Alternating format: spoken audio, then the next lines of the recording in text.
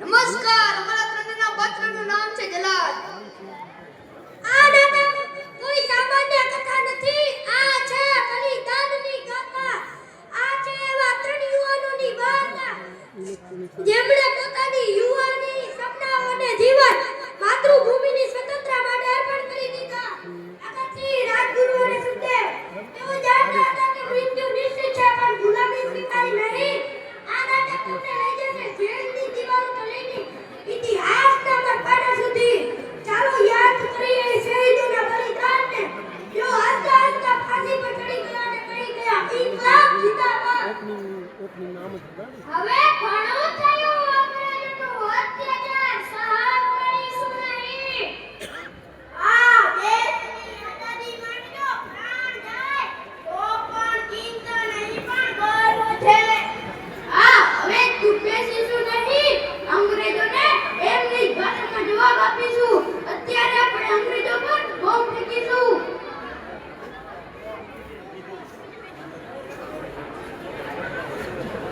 આ શું થયું? આ બોમ્બ કોણે ફેંક્યો?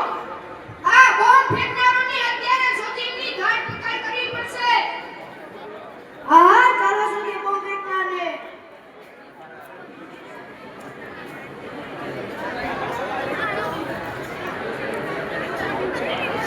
બ્રિટિશ શાસનની પર બોમ્બ ફેંકનાર પર તમારી ધરપકડ કરવામાં આવશે. જે બોમ્બ ફેંકનાર કોઈ માણસ માટે ન હતો, એ ગુલામના મસ્તક ઉપર હતો. આ બોમ્બ ફેંકવાનો હેતુ કોઈને હાનિ પહોંચાડવાનો ન હતો, પરંતુ એ પહેલી અંગ્રેજ સરકારનો કાન ઉઘાડવાનો હતો.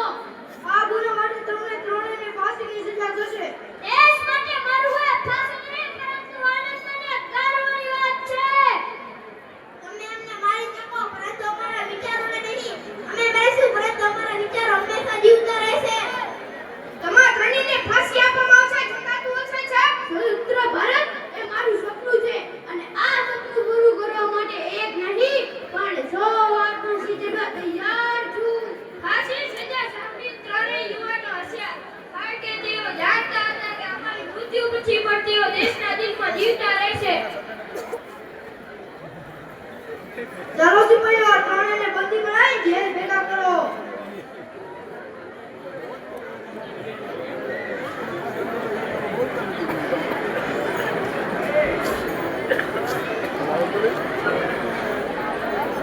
હાથમાં બેડી છે, છતાં વિચારો સ્વતંત્ર છે.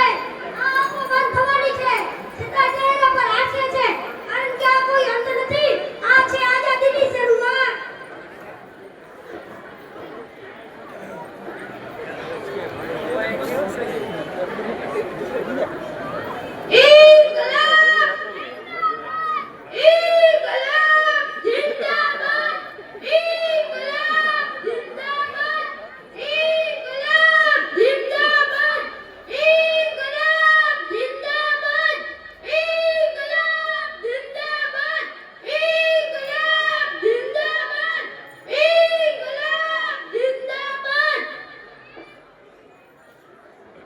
આજની રાતનો સમય છે તમારી પાસે. આવતીકાલે સવારે તમને ફાંસી આપવામાં આવશે.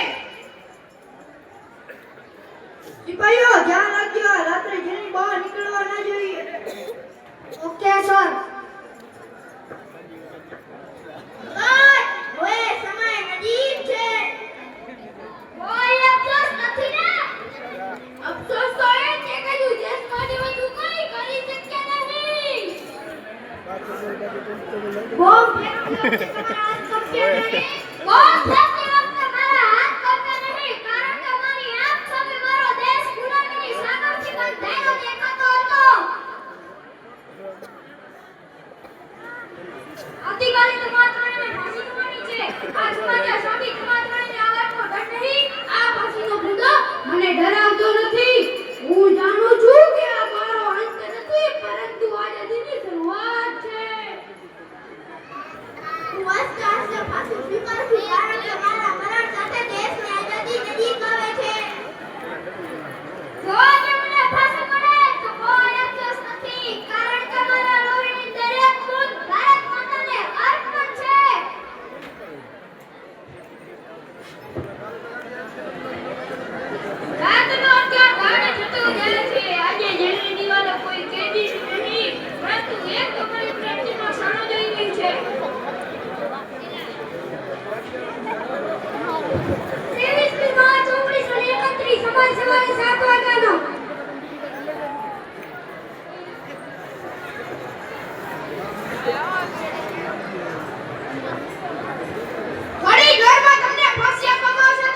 જે ગાન મરાવે. મારી છેલ્લી ઈચ્છા એ છે કે મારા દેશના યુવાનો ક્યારેય ગુલામી સ્વીકાર ન કરે. મારી છેલ્લી ઈચ્છા એ છે કે મારા મૃત્યુ પછી મારા વિચારો ભારતના યુવાનોમાં જીવતા રહે. મારી છેલ્લી ઈચ્છા મારા માતા પિતા માટે સંદેશ છે કે પૂજ્ય માતા પિતા તમે રડશો નહીં, કારણ કે મેં મારો પુત્ર મૃત્યુ નથી પામ્યો, પરંતુ તે ભારત માતા માટે શહીદ થયો છે. આ સંદેશ મારા માતા પિતાને પહોંચાડજો.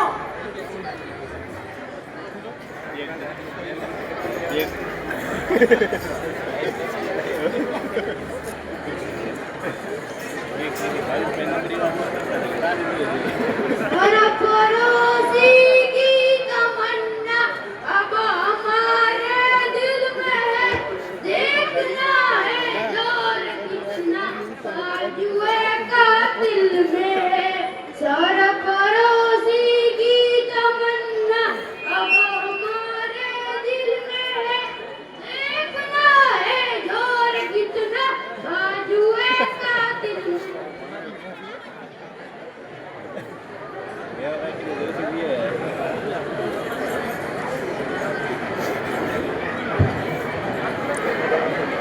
બ્રિટિશ સરકાર સમજે છે કે મને ફાંસી પર લટકાવીને ઇન્કલાબને મારી દેશે, પરંતુ એ બ્રિટિશ સરકારની મોટી ભૂલ છે.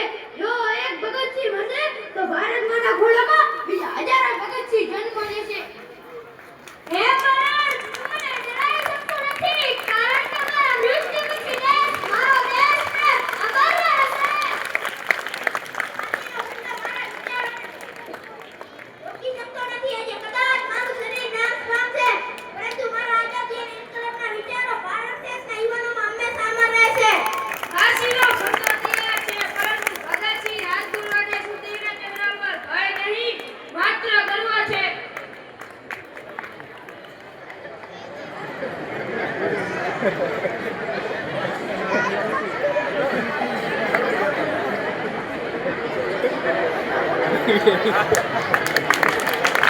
Ha ha ha.